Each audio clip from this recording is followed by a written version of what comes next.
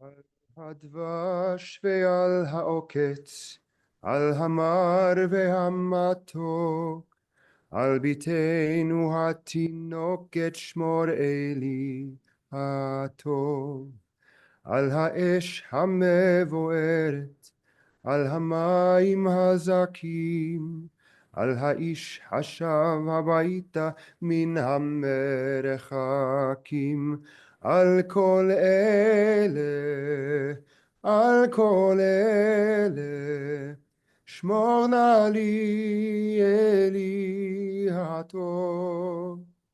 על הדבש ועל העוקץ, על המר והמתוק, על נטע קור נטוע, אל תשכח את התקווה, השיבני ואשובה אל הארץ הטובה.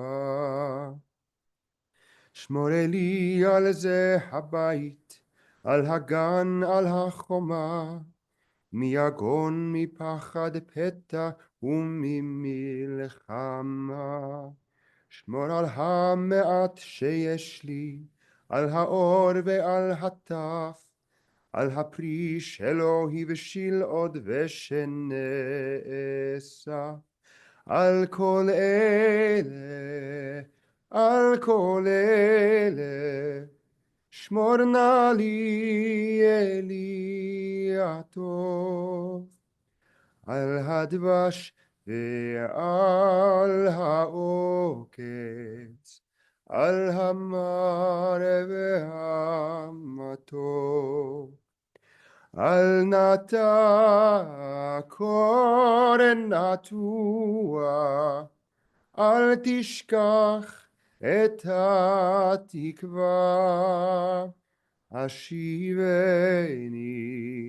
ואשובה אל הארץ הטובה.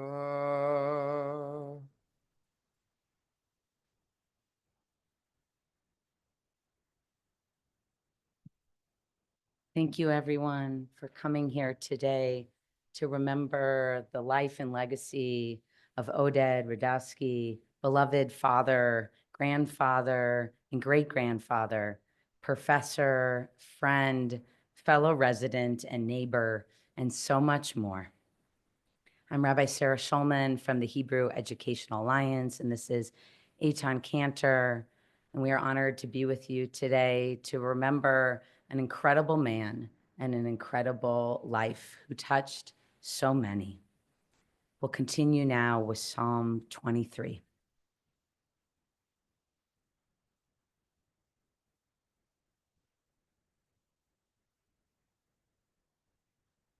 Adonai roi lo echsar, Inod sheyarbitzeni, al mei menuchot, ינעלני. נפשי אשובב, ינחני במעגלי צדק, ינחני במעגלי צדק, למען שמו. גם כי אלך בגיא צלמוות, לא אירא רע, כי אתה עמדי. שבטך ומשענתך המה ינחמוני.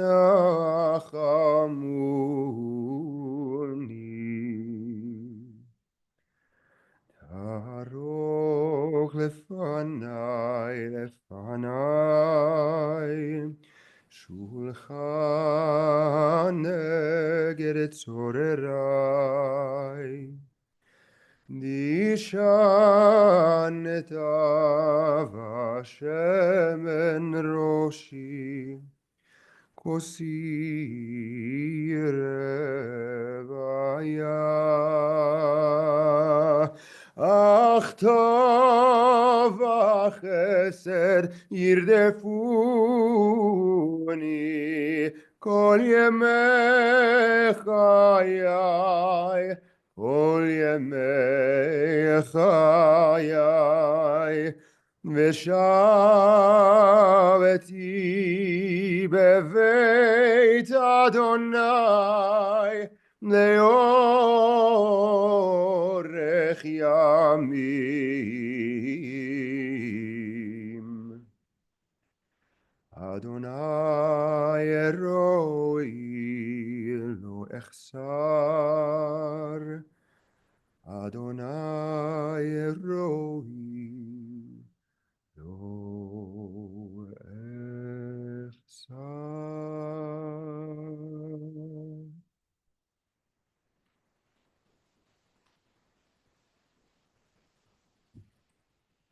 Adonai is my shepherd, I shall not want, giving me repose in green meadows, leading me beside the still waters to revive my spirit, guiding me on the right path, for that is God's essence. Though I walk through a valley of the shadow of death, I fear no harm, for you are with me. Your staff and your rod comfort me. You prepare a banquet for me in the presence of my foes. You anoint my head with oil, my cup overflows. Surely goodness and kindness shall be my portion all the days of my life, and I shall dwell in the house of Adonai forever. The definition of a gentleman is an honorable, chivalrous person who almost never inflicts pain. This description is both refined and, as far as it goes, accurate. Furthermore, a gentleman is occupied with removing the obstacles which hinder those around him. The true gentleman is one who makes everyone around him feel at home. He is tender, humble, and kind. He is seldom prominent in conversation except when asked, and never wearisome. From a long-sighted prudence, he observes the maxim of the ancient sage that we should ever conduct ourselves towards our enemy as if he were one day to be our friend. He is patient with disciplined intellect and thoughtful temperament. He may be right or wrong in his opinion, but he is too clear-headed to be unjust. Nowhere shall we find greater candor, consideration, or service. He throws himself into the work of the world and the needs of others.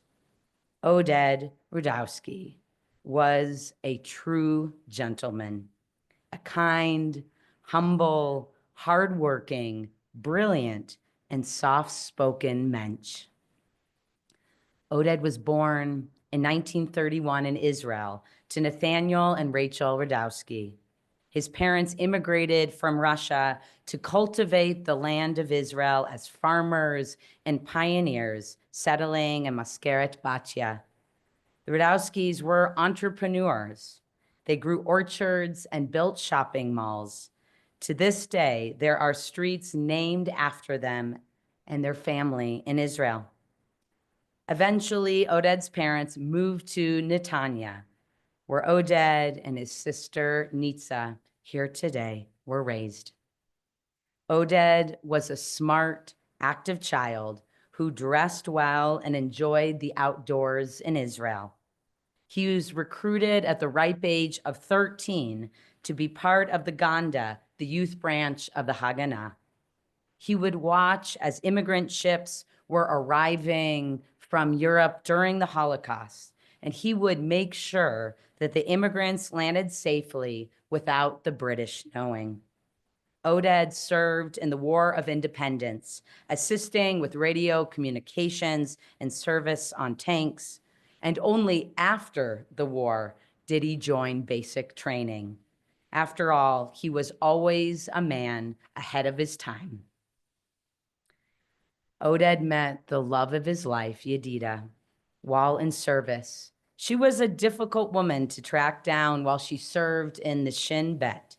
Technically, the two met when Yedida mistakenly stepped into a hole at a beach, and Oded, always the gentleman, pulled her out. He pursued her despite his parents' disapproval, and they eventually connected and fell in love. Oded managed over time to ingratiate himself in Yedida's large Sephardic family in Jerusalem.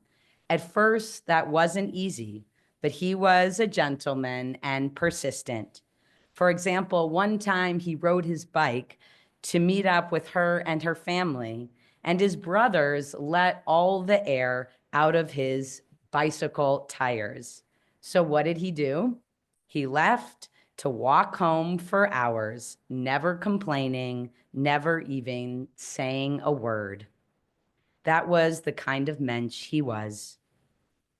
Over time, Oded even took on the role of supporting Yedida's family, her siblings, and even after her death, caring for them financially and emotionally, calling and visiting as often as he could. Oded and Yedida were married on August 10th, 1953 in Israel, where they had their first children, Ron and Svi. The family would then move to the United States to pursue Oded's studies and career.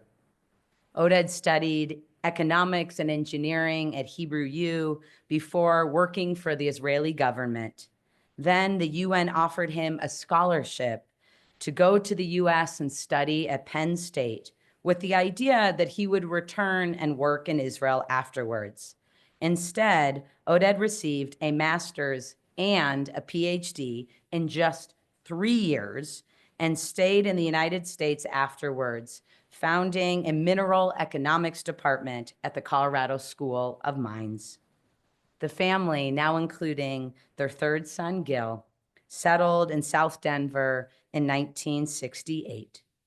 Oded had a major impact on his students and across his field. He wrote a microeconomics textbook, consulted on projects as far as Australia and Brazil, and was a pioneer in the field of in mineral economics. When the Australian government needed someone to determine how much fairly to tax gold, Oded was the man to call. He and Yedida enjoyed traveling. Oded would offer lectures in economics and geology on cruise ships around the world. He even inspired his sons to follow him into geology, at least in study. Oded was a caring father. He would take his family on adventures, including skiing, even though he could only turn in one direction. He taught his sons how to be kind and how to be yourselves through your actions, hard work, and how you treated others. He taught you pride in Israel. He was a proud Zionist his entire life. Oded was proud of his sons, welcoming to his daughters-in-law, Andrea, Stacy, and Leslie, and elated to be a grandfather and great-grandfather. But above all, he adored his wife, and her death was extremely hard on him and the rest of the family. He left his ring on his finger, and he would go to the cemetery often to visit her grave, a gentleman to her in life and in death. Jewish community played an important role in Oded's life. He was a member of the Alliance for over 20 years. He loved traditions, especially Shabbat dinners and holiday gatherings with his family. He was generous with tzedakah to Jewish organizations in Denver and Israel, and with his time.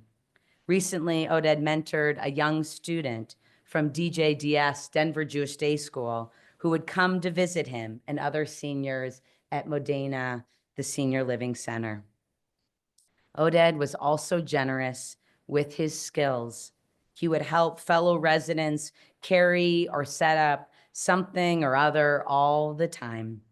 He would religiously fix up the lending library in his old neighborhood, so much so that his neighbors dedicated the little library after him.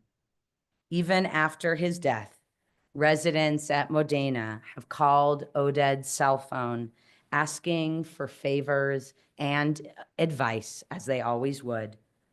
For he was the kind of guy you wanted to have help you, kind, thoughtful, and extremely well-read.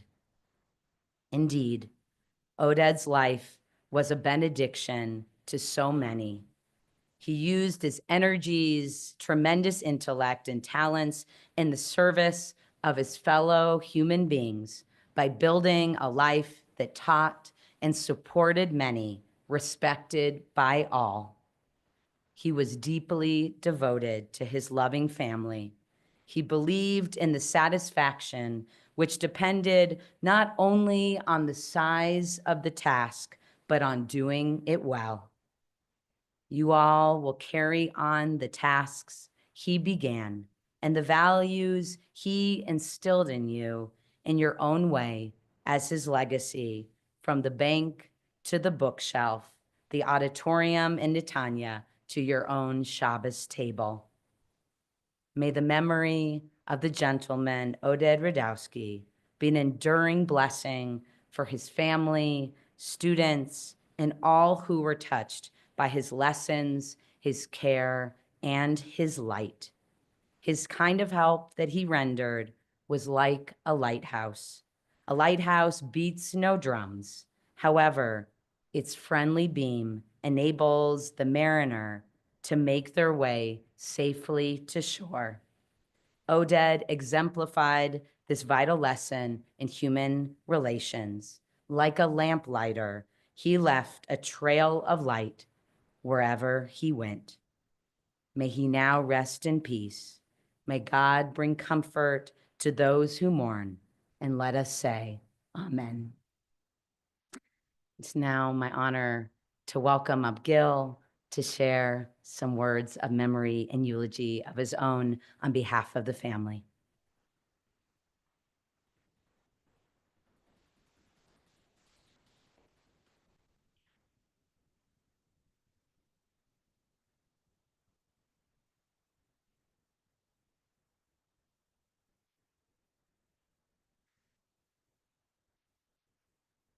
"11 years ago, when our mother passed away, we really got to know our father.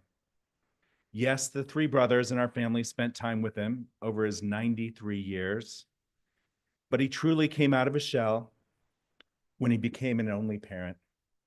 Some of you may know that our mother was a force of nature, and she ran the family like a drill sergeant. We found that without our mother, our dad stepped closer to center stage.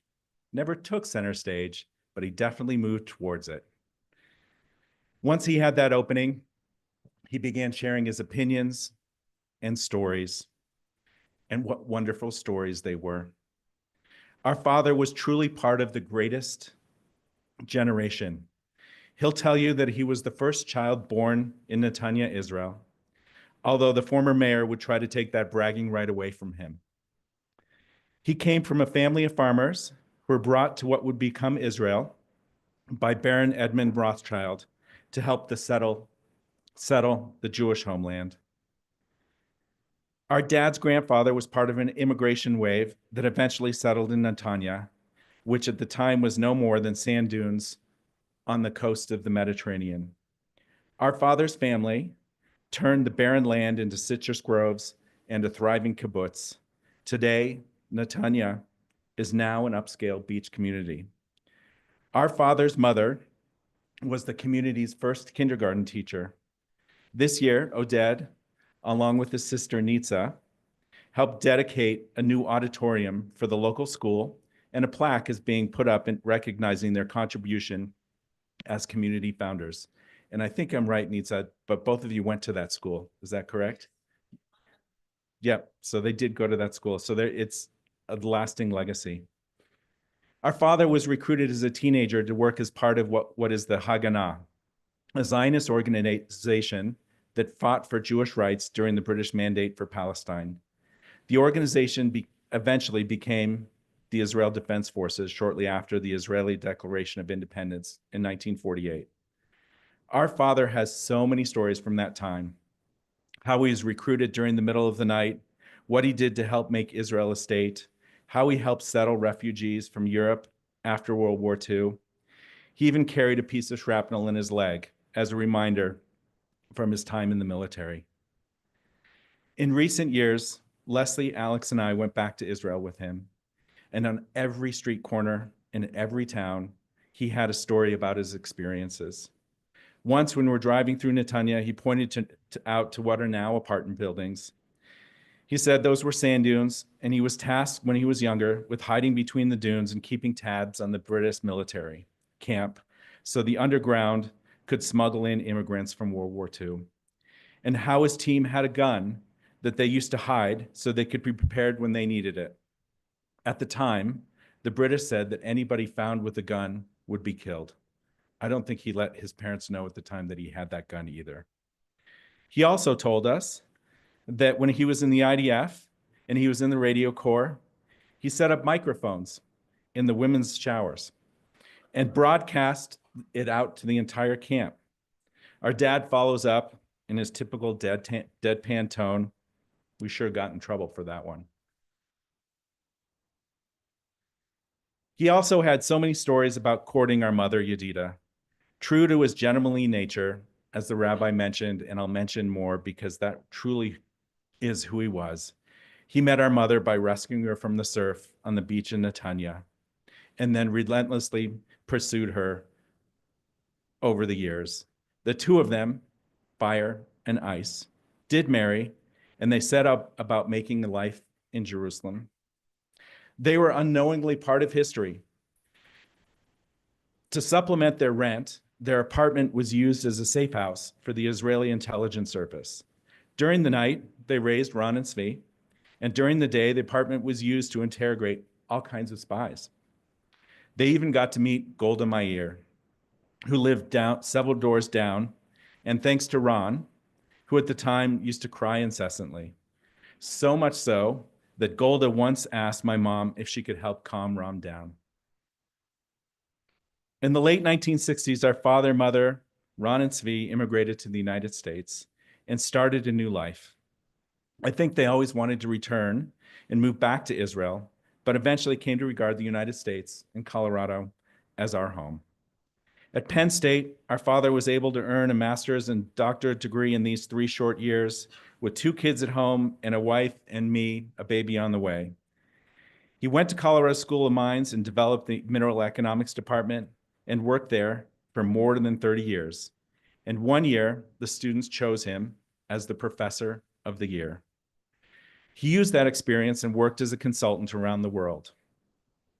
When our mother passed away after a long illness in 2015, he was devastated and never really recovered.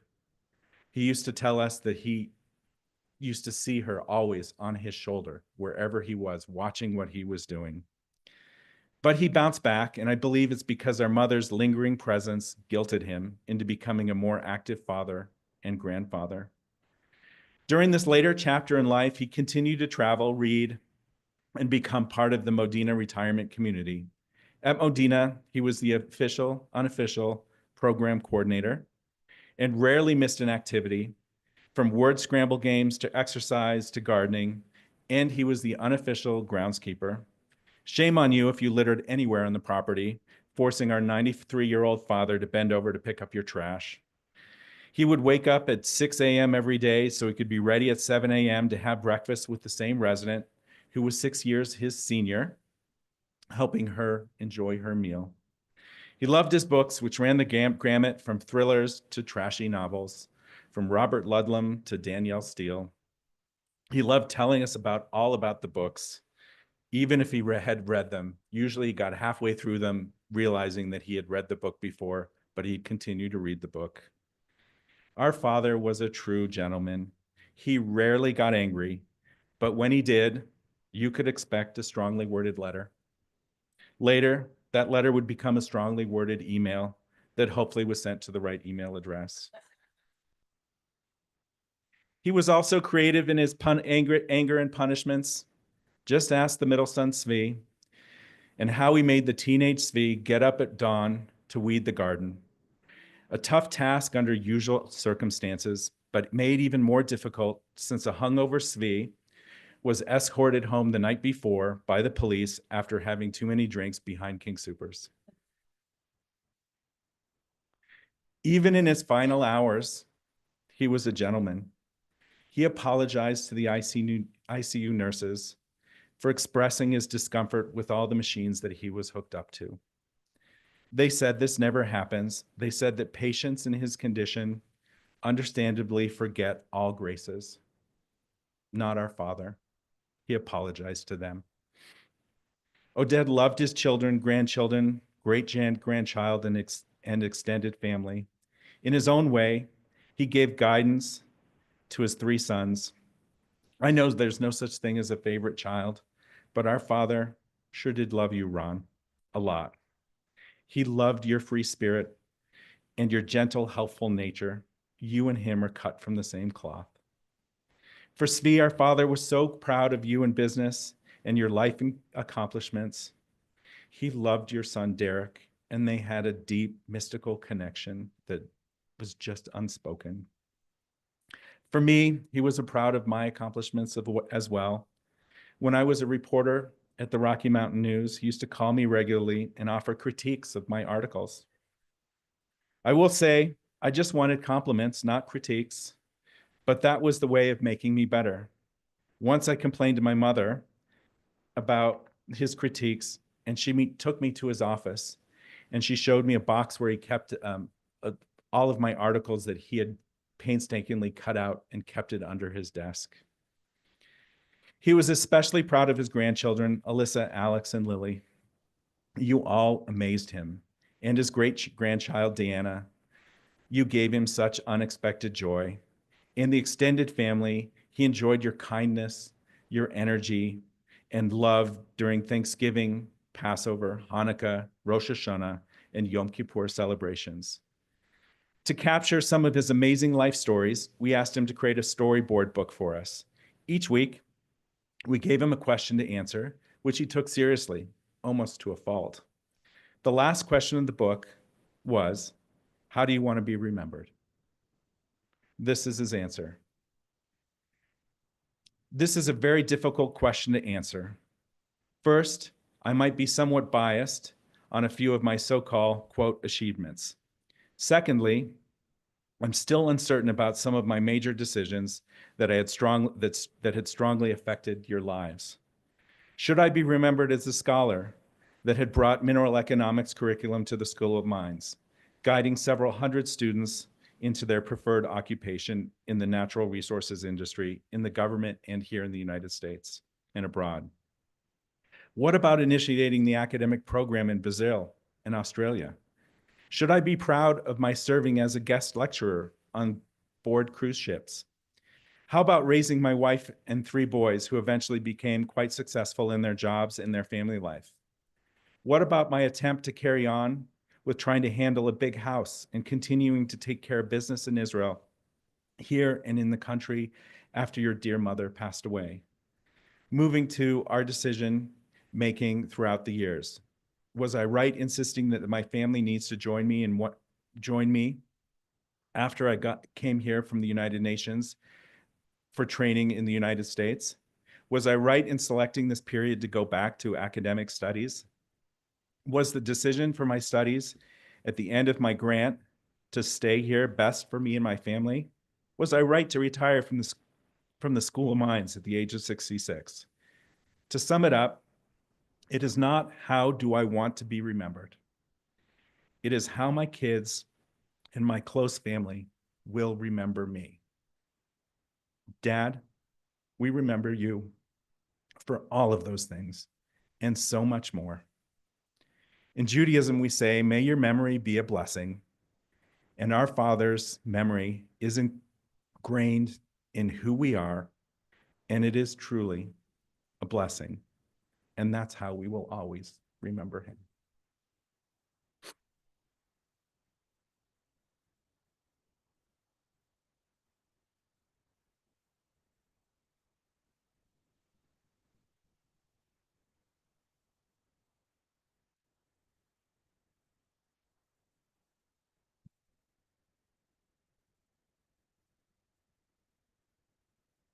אוויר הרים צלול כיין,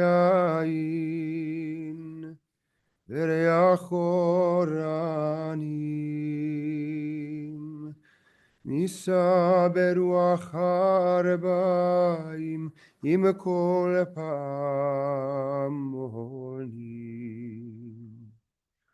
ובתרדמת אילן ואבן, שבויה בחלומה. העיר אשר בתר יושבת, ובליבה חומה. ירושלים של זהב, ושל נחושת ושל אור, הלא לכל שירייך אני כינור. איכה יבשו אורות המים, כיכר השוק ריקה, ואין פוקדת הר הבית בעיר העתיקה. ובמערות אשר בסלע מייללות רוחות, ואין יורד אל ים המלח בדרך יריחו. ירושלים של זהב ושל נחושת ושל אור, הלא לכל שירייך אני כינור. חזרנו אל בורות המים, לשוק ולכיכר. שופר קורא בהר הבית, בעיר העתיקה. ובמערות אשר בסלע, אלפי שמשות זורחות. נשוב נרד אל ים המלח בדרך יריחו. ירושלים של זהב ושל נחושת ושל אור, הלא לכל שירייך אני כינור. כינור.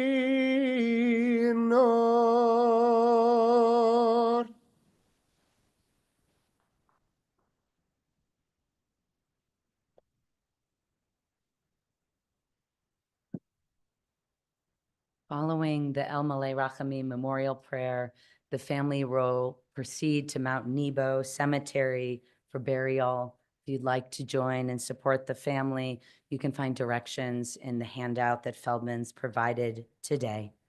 Shiva will continue Saturday evening at the home of Svi and Stacy, 10846 East Crestline Circle in Inglewood, from 5:30 to 8 p.m. with Mariv Minyan at 6:30 p.m.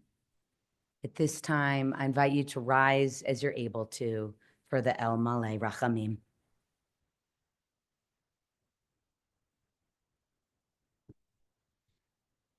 אל מלא רחמים ושוכן במרומים המצא מנוחה נכונה תחת כנפי השכינה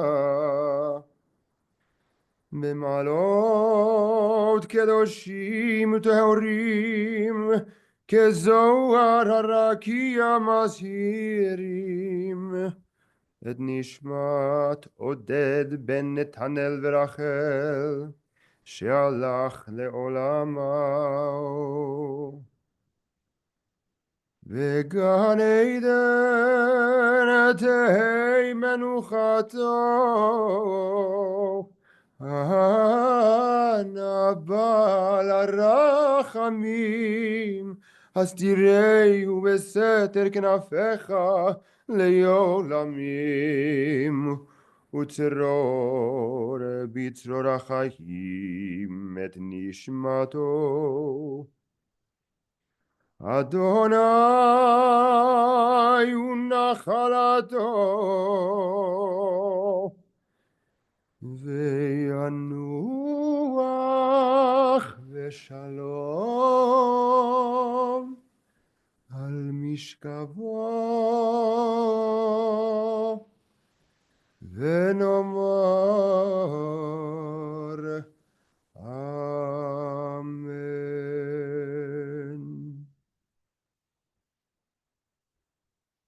Exalted, compassionate God, grant infinite rest in your sheltering presence among the holy and the pure to the soul of Oded, who is gone to his eternal home. Merciful One, we ask that our loved one find perfect peace in your eternal embrace. May his soul be bound up in the bond of life. May he rest in peace. And let us say, Amen. Ladies and gentlemen, thank you. That does conclude our service here at Feldman Mortuary. As the rabbi mentioned, we'll be proceeding to Mount Nebo Memorial Park for burial in just a little bit. If we can just ask one thing of you, and that is not to come forward and try to greet the family. It will delay their process. They will receive people tomorrow night, but at this time, it is just best to return to your cars as quickly as possible. Thank you very much for your attendance. This time we invite up the pallbearers to join us. Okay.